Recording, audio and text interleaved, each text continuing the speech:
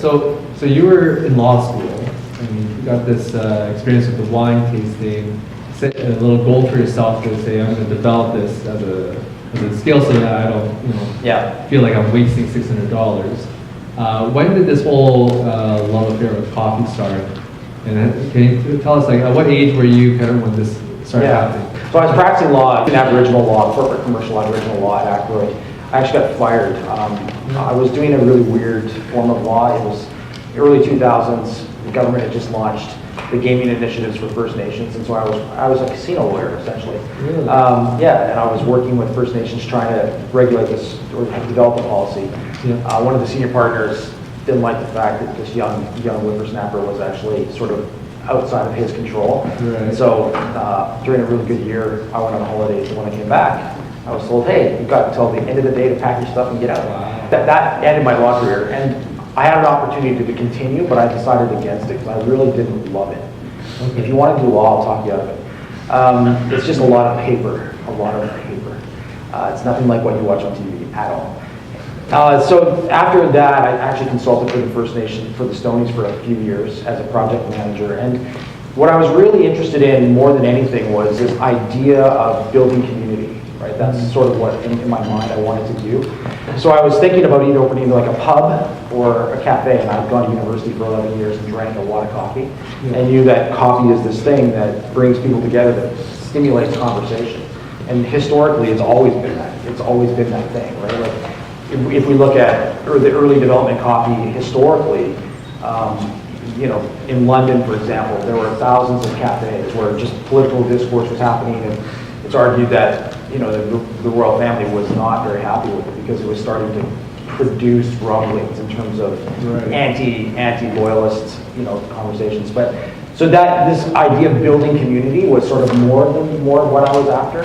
It was kind of this idea of, I'm dating myself, but the Cheers thing, you go to a bar where everyone knows your name. As a show. As a show. How people know that show? We watch Cheers. Okay. It's probably on somewhere it's on. Yes. Anyway, it was this bar where there were regulars, and I loved that experience. When I got to be a regular at a restaurant or someplace and they knew me, that's a cool thing. It's a cool thing to be part of something and belong.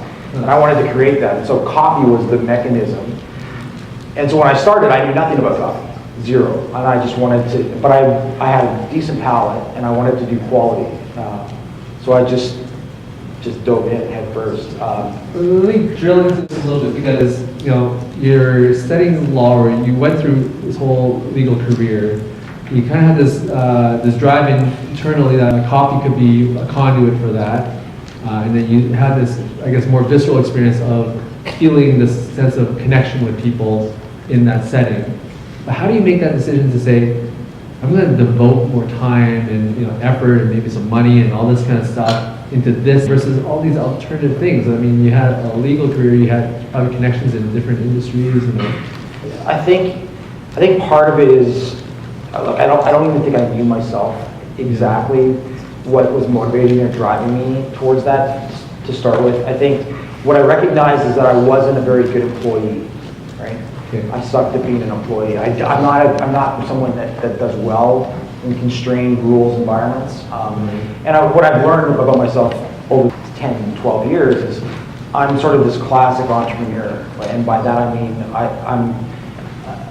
I'm really not very good at business, but I've got this weird ability to sort of dream a dream, articulate that dream, and bring people around me to support that and make that dream a reality. When it comes to the operation of that dream, I'm horrible at it. I've learned over time, but I'm not a very good business operator. I'm a good business starter. When did you realize that part of you? Probably about, I would guess, it came to a crashing, like really came to a head for me probably about 3 or 4 years ago. We had opened up, like to put that in context, Transcend, I started Transcend in 2006. Just me, a coffee roaster, a glorified gas. 10 years ago. 10 years ago, it's been open in 2000. So, and making espresso, a little shop, it was, and we opened our second location in 2010 at the Garden location. Right. And right after that, I made a spur of the moment decision, literally, it happened within 2 hours of taking over the existing space on Jasper Ave for 2 years. And we took over that lease in that business, and without any planning or thought, just did it. That's what classic entrepreneurs do. We're like a fox. See an opportunity. Foxes are really good at running on a path until a rabbit runs in front of them, and then they chase that rabbit. Right. And that's not good for business, and that's what I used to do all the time. And when you're the boss, no one says, "Hey boss, you're being stupid. This is really dumb." They just go and follow. Okay, and here just, we go. Here we go again. Yeah. One more thing, right? And when we lost about $300,000 on that project, on that 2-hour decision. 2-hour decision. Yeah, so not a good business model. Right. No, it's a good learning opportunity, but it's a bad business model. So a friend of mine sort of confronted me, who was outside looking in and going, just basically saying, you can do a lot of things, but what you can't do is run this business effectively. And until you find someone that can help you with that, you're going to go on. And realistically, Transcend wouldn't be around today. It would have been bankrupt if it wasn't for my partner, Greg Zestra, right? Who is one of the co-founders of BioWare. I didn't know that. Greg's my partner. He's bailed me out and become a partner. I'm not, I guess because he believes it. Well, we have Ray Musica here. Oh yeah, right. Yeah, so Ray. Yeah. So Greg was his partner. Okay. So how involved is he with you now? He's been an amazing partner because he's injected cash when necessary, but he's basically been hands off. Although, I don't know what we've been working on for the last 2 years. When he retired, he really got into beer. He was down in Austin on his last project, and there's a thriving microbrewery scene in Austin, Texas, and he fell in love with beer. And so he decided to sort of get involved in that industry. He first started a TV show on the web called Beer Diaries, and he was just going to travel around the world and interview breweries, right? And his wife reminded him, "Greg, when you retired, you said you were going to spend more time at home. How is traveling around the world, that?" So he decided he'd open a brewery. And so he started to look for property about 2.5 years ago. And I just went, "Hey, if you're going to build something, build it big enough for me too. And we'll put Transcend in the brewery." So we did that. We're opening the Ritchie Market at the end of January. Nice. And it's going to host a brewery and a restaurant. Our coffee roastery is going to be there, a cafe. Acme Meats is going to be in there, and a bike store, all under the same roof. Very cool. Education space, private event space. And so what we've done is this continuation of build community, a collaborative hospitality environment where we're starting to really try to facilitate conversation and crossover in the world of hospitality. Very cool. Yeah. Coffee, beer, bikes. Yeah, coffee, beer, and bikes. And meat. And a little bit of meat. Some meat. Yeah. The ingredients for a community, a thriving community. Yeah, so that's what's been occupying our minds for the last 2.5 years. Okay. So you kind of went back to this point where the first 4 or 5 years you were operating Transcend. Were you in the trenches? Were you doing a lot of the stuff in that business? So I was like a sole operator for a little while, and then slowly built a little bit of a team. I became, because of my palate, I really quickly became aware. Well, 2 things happened. When I first got into coffee, I didn't realize what I was getting myself into. I drank a lot of coffee, but I'd never really thought about where does coffee come from. Yeah, the whole industry. And the whole industry around it. And so I was, in my early days of training, I was introduced to this concept of seed to cup, where it sort of gave me this idea of looking at a supply chain and going, oh, where does this product actually originate from? How does it get to me, an end user, and what's involved in that process? And what I learned about coffee was that it was a terrible industry, a brutal, exploitative, not corrupt, but just exploitative. So it's this industry. Coffee is a commodity, for those of you that don't understand this. It's traded on the New York Stock Exchange, and it's grown along the Equator Belt because that's where it grows best, mostly by impoverished third world nation farmers, right? Yeah. And so I didn't know that, and all of a sudden I was in it, had sort of leveraged my house. My wife, in a moment of weakness, agreed to let me do this crazy business, and I was stuck. right? So you have this kind of ethical issue. I have this ethical dilemma now. Yeah. I'm involved in a business that exploits people for profit, and that just didn't sit well with me, and I didn't know what to do about that. Right. And so then I, at the same time, I was buying coffee. The traditional way of buying coffee as a roaster is an importer goes around the world, buys a bunch of coffee, brings it to the United States, puts it in a warehouse. Then they have a sales team. They go, "Hey, we've got this awesome Sumatra. You should buy it." Right. And so I was buying coffee from importers, and I was roasting it, and I was tasting it, and it was garbage. I was like, "This coffee tastes like crap. I don't want to drink this." And I called them up and go, "This coffee's not good." And they're like, "Oh, that's the way it's supposed to be." I'm like, "No, it's not supposed to be like this." Right. So my palate was telling me that the product I was buying was substandard, and I didn't want to do that. And so I started to do research online. This is about 2007. And I stumbled across a website in Panama that was this national coffee competition where a bunch of farmers had submitted samples, and they'd been evaluated and judged, and then they were doing an online auction. So I bought the 4th best coffee out of Panama in 2007. I'm going to assume expensive. It was expensive then, yeah. Like, it's still expensive today, actually. It was about $3.50 a pound US for green coffee, and the average price was about $1. Okay. And unfortunately, that's the same price. The average price is still $1. Right. 15 years later. Yeah. So I bought that. It was awesome coffee. I was like, this is what I want to drink. Right. I got excited about it. And then the organizers of that event, because I had purchased that coffee, the next year invited me to come down and be a judge in Panama.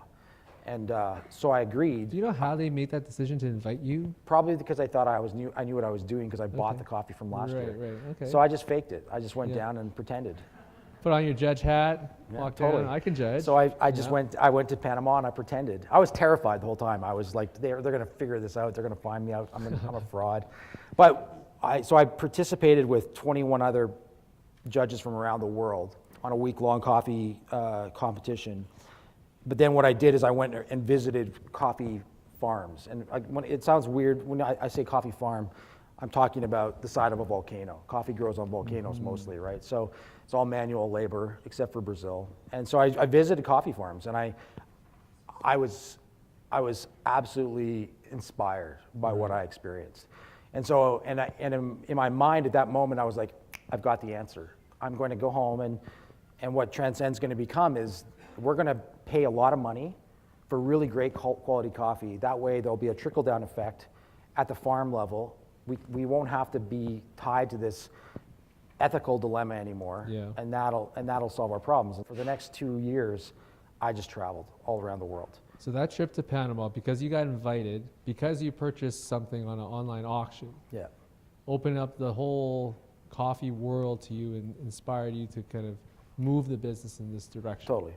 Yeah, Now, it kind of boils down to this assumption, though, that you said a trickle-down effect. At the very bottom, the consumer is going to pay right, because they also appreciate the way you appreciate it. right. You're, in a sense, and it's not the fairest description, but your market research was yourself, like your own palate, you trusted that.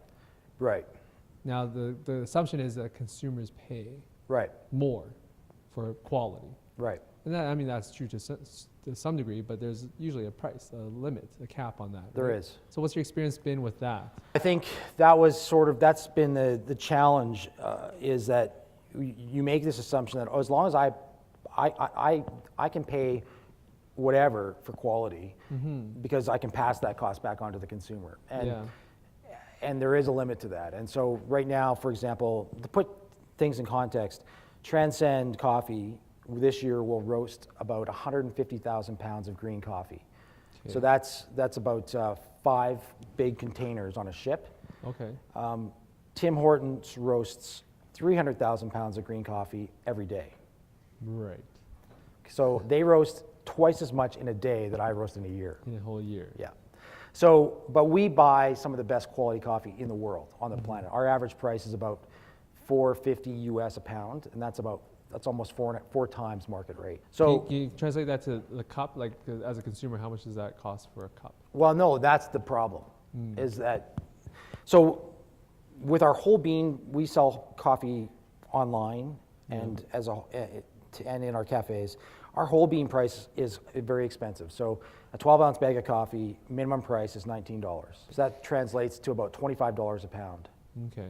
right? So consumers are paying a very, very steep premium Yeah. for our quality when it comes to whole bean. Okay. But when it comes to the drink that you buy, our latte right now, just started a partnership with a local dairy out of Pinoca, which is organic, sustainable, locally produced milk. Okay. So we're charging $5.75 for a large latte.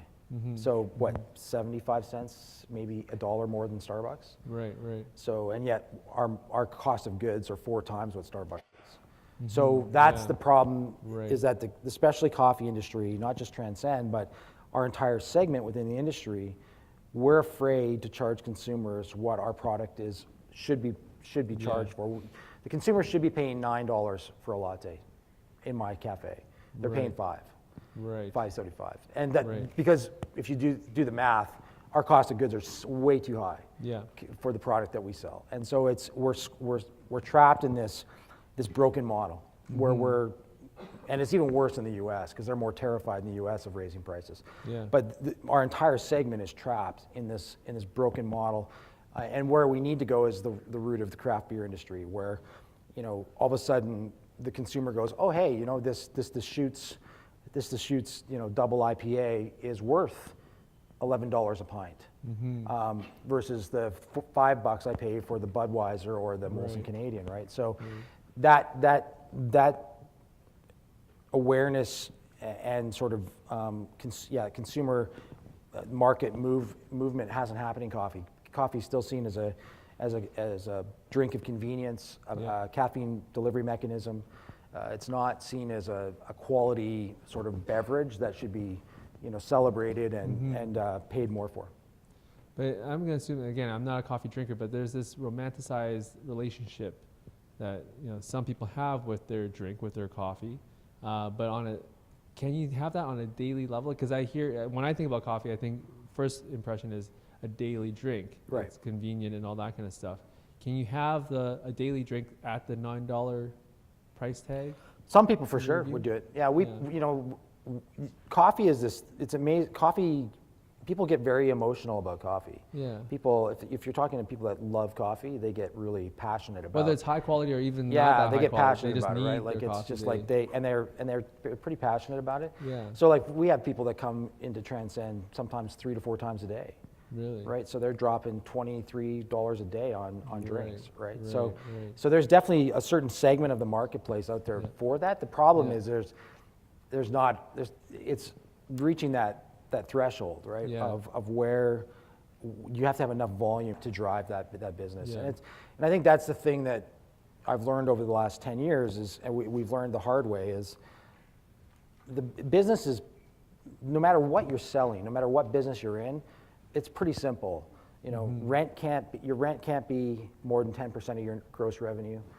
Your labor can't be more than 30%. Your cost of goods can't be more than 40%. You've got fixed costs in there over and above that. And if you're lucky, you maybe have 10% left, right? And that's profit if nothing goes wrong. Yeah. And that's the way it works. And no matter what you're selling, widgets, Mercedes, or coffee, the same rules apply. And you have to just work hard to keep those things in check so that you end up with profit at the end of the day. You're disciplined about this. But this is 10 years in. Has the way you described your business been like that for the last few years? It's always been like that, or was it a different perspective 5 years ago? Oh, no, this is fairly recent Okay. in terms of my understanding of this. Yeah. For the first 7 years, 8 years I was oblivious to this. So I some didn't people think about it. How did you survive? You made that mistake, Yeah. Jasper Ave. How do you survive these things where you're learning? Again, mistakes? like you rack up lots of money on credit cards. Yeah. You lose a lot of sleep with payroll coming down the pipe, and you wonder how you're going to pay for it. Cash flow is the bane of every business's existence. Yeah. And then in desperation, you call Greg and go, Greg, I need money, or it's all going down. Right. And so, because banks won't touch you. Banks, even today, 10 years in, Yeah. like banks look at me and go, right? So it's like, No, and the crazy thing is that I've talked to so many business owners, and all they ever talk about is cash flow, cash flow, cash flow, cash flow. We all wrestle with it, no matter if you're, $1 million company or a $1 billion company. It still comes down to cash flow. How do we pay for our expenses on a monthly basis? I gotta believe though that it's got something to do with you as an entrepreneur. You have this belief, this vision, this dream that you're not gonna let go of, right? Yeah, I think that's true. Sure, there's a dream. Yeah. But there's also the absolute recognition and terror and fear that if you don't do everything you can to make it work, you're going to lose everything. So I'm going to lose my house. I'm going to lose everything that I've worked for. It probably took me 8 months too long to shut down Jasper. Okay. And that was largely due to my own ego. Right. What are people going to say? What's going to be said? What are people going to think when we shut this business down because it didn't work, right? And so that fear is a very motivating thing, right? When I went to university, like I said, I was in university for a long time, 11 years. Yeah.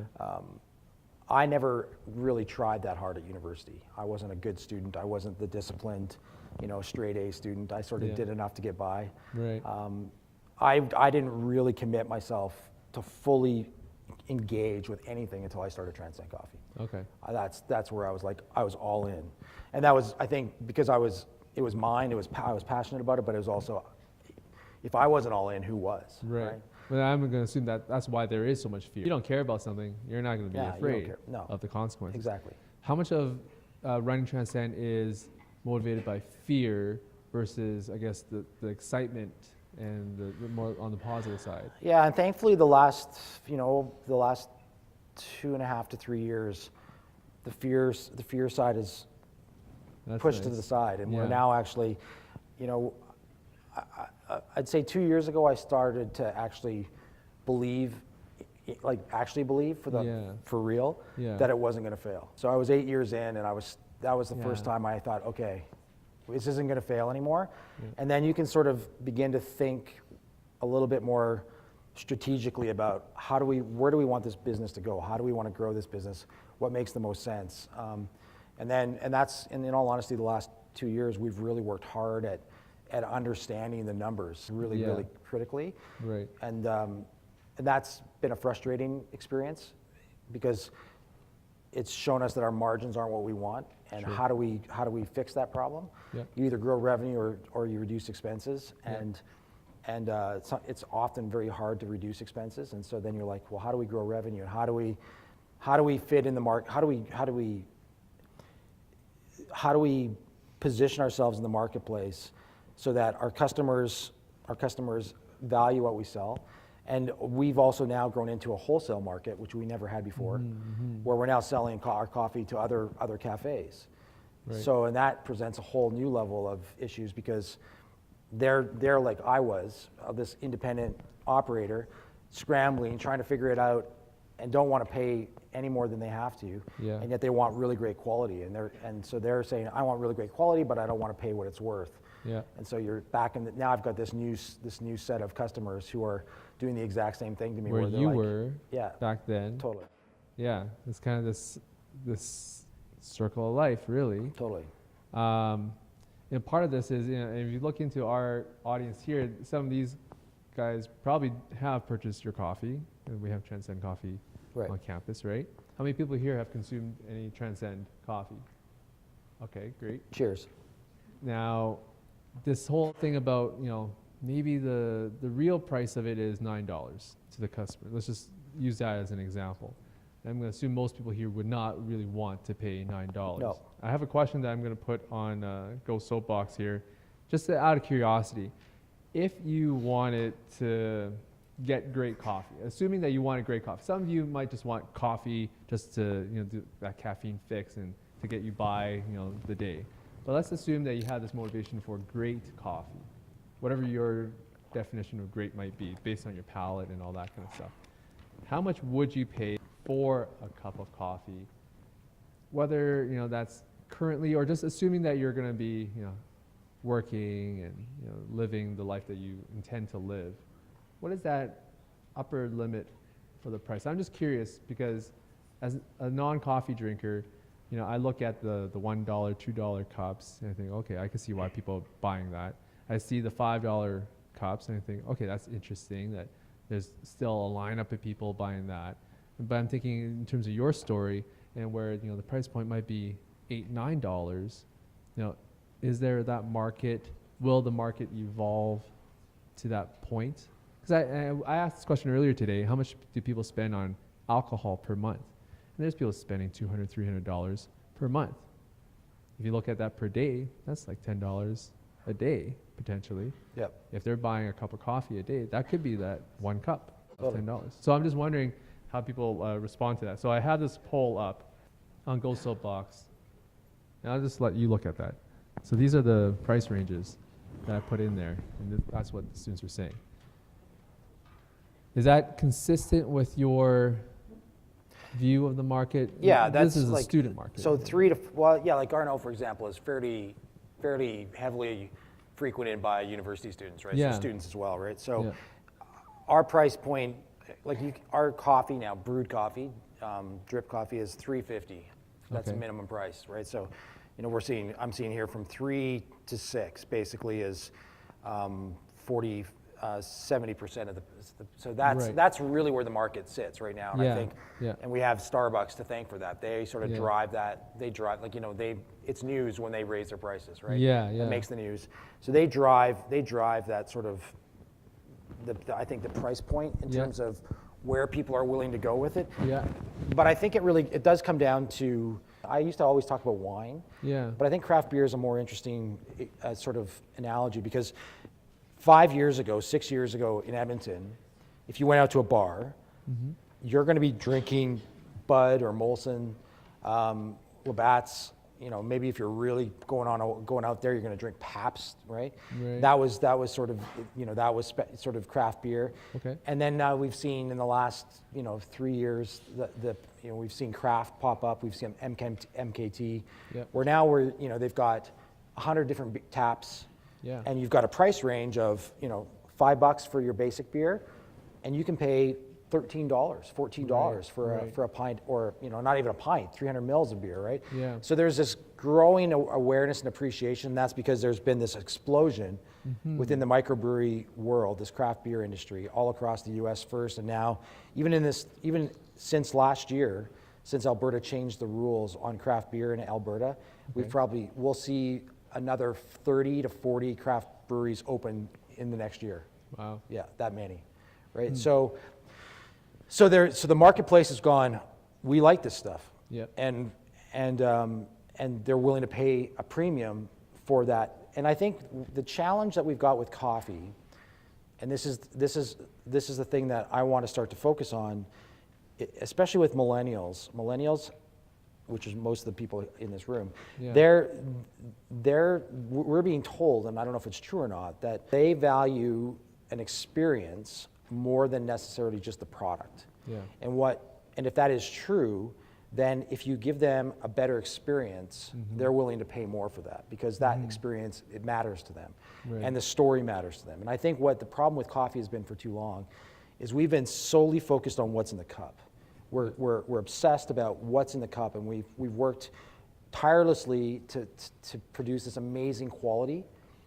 And somewhere along the way, we forgot that we're in the hospitality business, and that customer service, the experience that the customer has, is actually valuable. Right. And we're right on that tipping point where technology is about to supplant even the best trained baristas.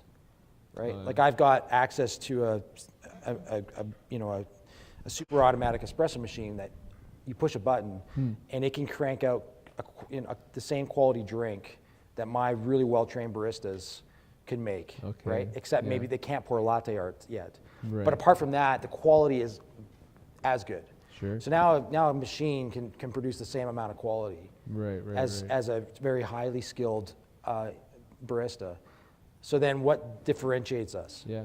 And it's no longer what's in the cup, It's the experience that the person has Right. in that environment. And I think that's how we differentiate ourselves. And as we differentiate ourselves in terms of experience and the engagement with the consumer, then we can start to see an increase in prices, because that'll be the thing that becomes more important than necessarily just what's in that cup. Yeah, fair enough. Let's get to some questions from our students here. What was the reaction from your friends and family when you left your law career to go into coffee? Oh yeah, but they thought I was nuts. Right, Yeah. but I was working on my master's in sociology at the University of Calgary, Okay. and I got into basically a fight with my supervisor over the key definition on my thesis, and he made me mad enough that I quit, and because I wrote my LSAT and did well on my LSAT, Yeah. so one day I just quit. I was married, my wife was doing a master's as well, so she stayed in Calgary, and I just quit and came to U of A and went to law school. So I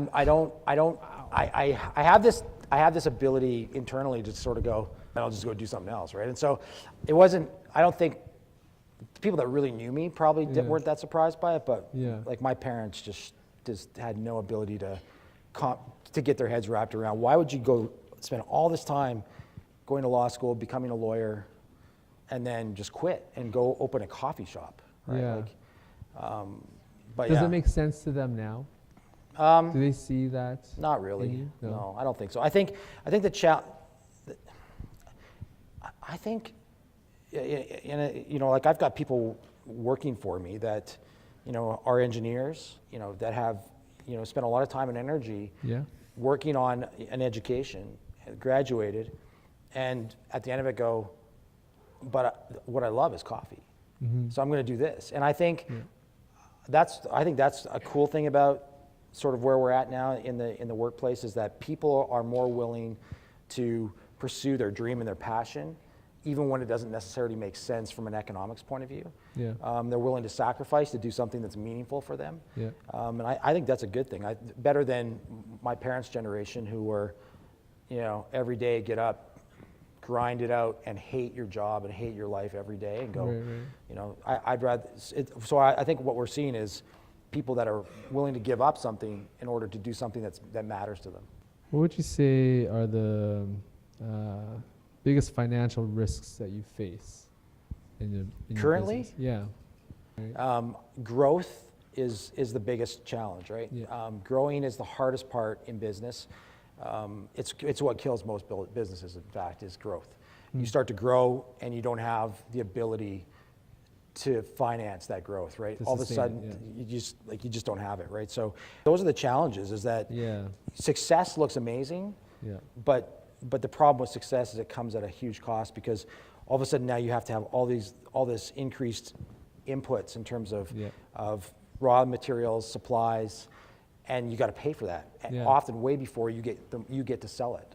Right. And that's the biggest challenge. And so sometimes I think companies need to have a real clear sense of how much they want to grow. Can you maybe talk a little bit more about the relationships you have with the growers, the farmers? Do you still maintain that? Yeah, I'm not the one traveling anymore. Yeah. So a fellow who works for me, Josh Hawken, he's our director of coffee. Yeah. So he's spending more time on the road now. Like Okay. So that aspect of our business model remains central. Yeah. We build relationships with producers because that allows us the best. It gives us the best access to the quality that we need. We still can't rely on third parties to purchase on our behalf. Right. They just can't buy the quality that we want. So the only way that our model works is that we go to the places where coffee grows. We meet with producers and we buy direct. So when we say we buy direct, we're not actually showing up with a bucket full of money and handing money to the guy across, at the farm. So we still use intermediaries. So we've developed relationships with, and again, this is sort of how it works. Is I built relationships with large green importers and said, I don't want you to buy green for me because you don't do a good job of that. But what I need you to do is move the coffee from one place to the other, and I need you to pay for it. and you can be my bank. And somehow they agree And to they, it. they don't get they agreed to offended? it. So We they, don't like so, one big part of your business, but we'll use this other part. totally, yeah. So I don't like what you do here, Right. but I really like your money. So you can be my bank, and you can Right. do my logistics. And they said yes. Okay. And so that's how we've organized it. So essentially, we make the purchasing decisions. They sign the contract. We sign contracts. Then they pay, put it on a boat, ship Yeah. it to Edmonton, and then warehouse it for us. And as we use it, we pay for it. Right. Otherwise, our business wouldn't work, because for me to pay for a container of coffee, I'd have to cough up about $200,000, Really? and I don't have $200,000 Right, just lying yeah. around. Yeah, so, yeah. so- It's cash flow. so you get creative Yeah. as an entrepreneur, because you're confronted by a problem and you find a solution. But I get the sense that it's a lot about the relationships that you It is. I think, have with people. in all too, honesty, right? I think business is all about relationships. Yeah. Well, in that vein, I mean, we've had a great relationship with you, with McEwen. You've been gracious to come here again. So thank you very My much, pleasure. Paul, for sharing your story. Cheers.